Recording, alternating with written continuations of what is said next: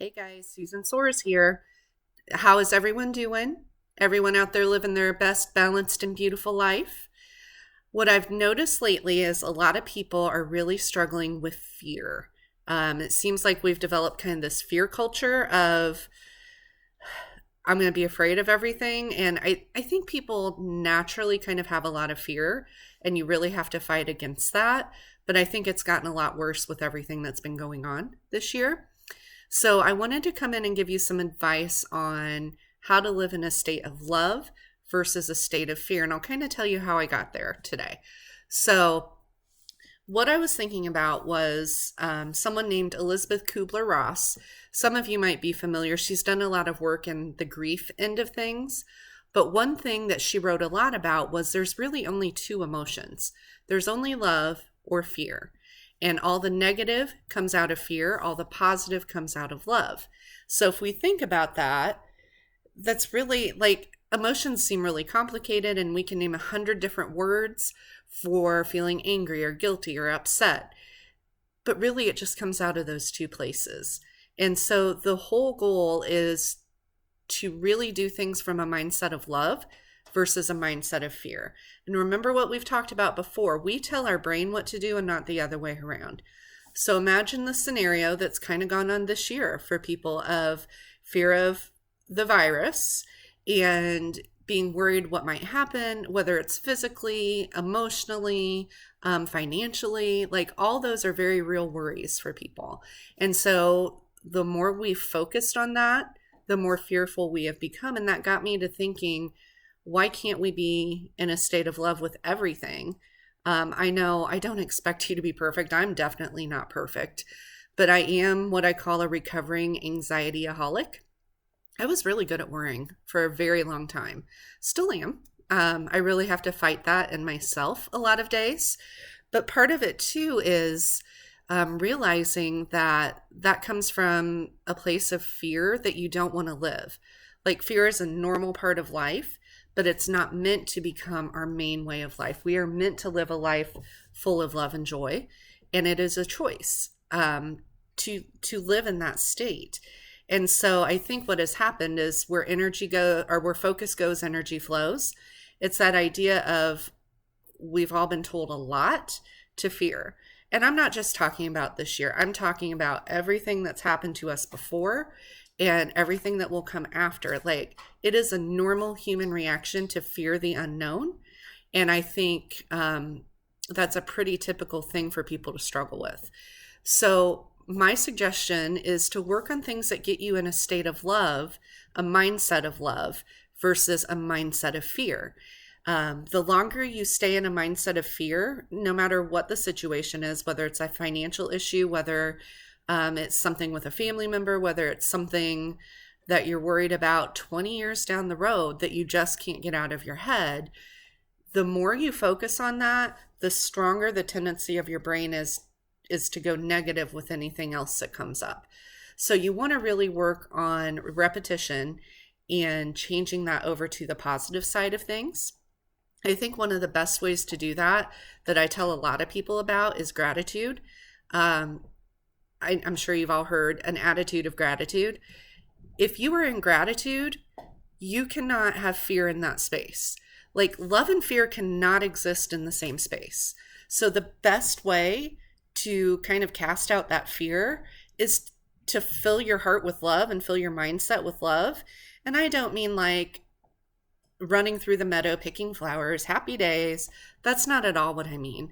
But I think gratitude is one of the first steps for people in really being positive and mindful about being in a love mindset versus a fear mindset. And the reason I say that is if we are focused on gratitude, even if it is something as simple as I saw the birds outside my window today at the bird feeder and that made me happy. That's gratitude. And for that split second, those negative feelings do not exist. That anger, the guilt, the fear, whatever other negative you've got going on. And so the more you practice gratitude, the better off you're going to be. The one thing that I really encourage people a lot to do is focus on that self-love area. I think all of us, most of us are pretty good at seeing a need that somebody has and filling that for them. That comes from a place of love. That's a love mindset that way.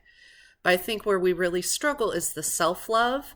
And like when we talk about self care, people automatically think it's like really tangible. I can put my hands on it, I can go do it, like getting your nails done or going to the spa or hanging out with your friend for an afternoon. Those are all wonderful things. But I think it goes much deeper than that. I think it digs into finding your true self and being aware of what that is. When we're living in our God given purpose, there's nothing that can stop us. Our attitude is good. We are plowing through our goals like nobody else. But where we get stuck is we don't think we deserve that self love. We don't think that we're good enough. We don't think that people want to hear what we have to say.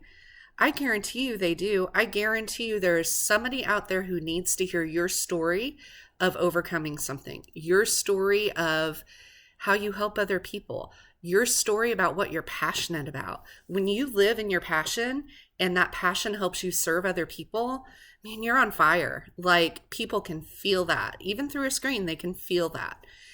So get out there and really work on digging deep and finding out what your true self is. You're going to get hit with a lot of fear during that because it's the fear of the unknown. Like, what happens if my passion is something totally different than what I've built my career around? That's a scary thought for a lot of people. Striking out on their own is a scary thought. Switching halfway through is a scary thought. Work on finding the gratitude in that. Like the first thing when I've really been discovering kind of my passions in life, I'm so grateful for that because when I hit on one of those, I want to tell the world about it. I want to blast it on every Facebook and YouTube live that I can and tell them this is what I'm excited about. Like, it's so simple. Like in life, we get so excited about the tangible things, right? Going on a vacation or this awesome new restaurant we found.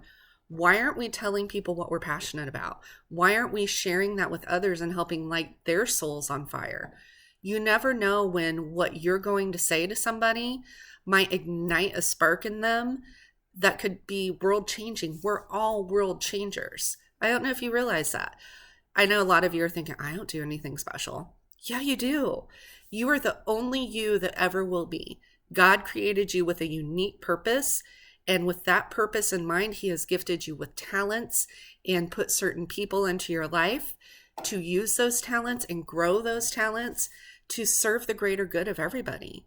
So I really encourage, as part of the self-love part of that, making sure that you are doing the heart work on that and working on kind of peeling off the layers of the onion that you have built up as protection so people don't make fun of you, so people aren't mean to you, so you don't feel stupid if you don't succeed at something. We have all built up layer upon layer upon layer with that, and we have to peel some of those back and do the heart work with that heart, Heart, heart work, to really get at who we truly are. And when you figure out your passion and you're running with it, man, people want to be around you. They want to catch what you have. So I really encourage you when you're feeling that fear, and we all feel fear about something, I promise you that. Silly little story. Like I was driving home the other day and I was almost home, like within like a quarter of a mile, and my tire went completely flat. I know what to do. Like I can logically think through that, but the amount of fear I had in that moment of what do I do? What do I go ahead and drive to the house? What do I do? I got caught up in that moment of fear, but as soon as I could get home and kind of catch my breath, it was all good. Like I walked it out logically and I figured it out. A few years ago, that might have really, really thrown me off. I'll be honest. Like for a long time, I really like schedule and routine, and I really like things to go the way I plan them to. Just being honest about that. But I've learned to roll with it more. And so the more you practice living in love and the positives that come with that, the joy, the gratefulness, the excitement over things, the more your brain automatically goes there. And even if you have that brief time where fear kind of grabs a hold of you again, your brain's like, no, this isn't where we're comfortable. We're switching back over to the positive.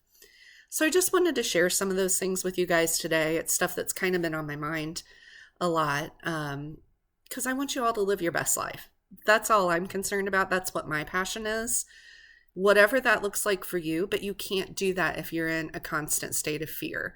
And I think I talked a lot about 2020, but I noticed this a long time before that. And it will continue a long time after this is all resolved and done. And so I think we all need to work on not living so much in fear. God's got it. Like, don't worry too much about it. It's all good. I try not to tell people not to worry because that used to drive me crazy. But that is one thing I'm learning. Like, worry about certain things just isn't worth my energy that way. So I'm hoping that this has been helpful for you. I hope somebody out there needed to hear that it's okay to live in love. We don't have to be in fear of everything. So many people all over the place and for years and years have lived in that state. So I'm hoping that this brings somebody some encouragement today. If you like what you're hearing and would like to hear more about how to manage emotions and live a balanced and beautiful life, make sure you hit the subscribe button down below and hit that little notification bell. That way you know, and you're one of the first ones whenever I go live or put a new video up. I hope you guys have an amazing week. Go out and show yourself some self-love. Start doing some digging. If you need help, let me know. Like, I can tell you where to start with some of that. Have a great week, guys.